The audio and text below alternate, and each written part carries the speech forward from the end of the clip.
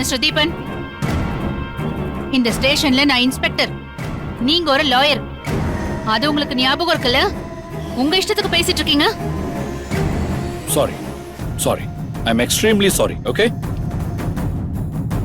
Inspector, எதுக்கு அவங்கள இப்படி பண்ணிருக்கீங்க?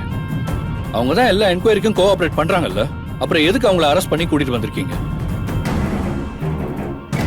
என்கொயரிக்கு கோஆபரேட் பண்ணுனா ஒரு மர்டர் அக்யூஸ்ட அப்படியே உல்லாசமா வீட்லயே இருந்து சொல்ல முடியுமா? நீங்க ஒரு லாயர் தானே? என்ன இப்படி பொறுப்பு இல்லாம பேசுறீங்க?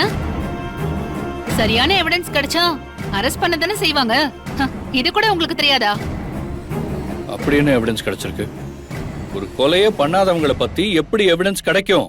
மிஸ்டர் தீபன், உங்க வார்த்தை ஜாலத்தை எல்லாம் கோர்ட்ல வச்சுக்கோங்க.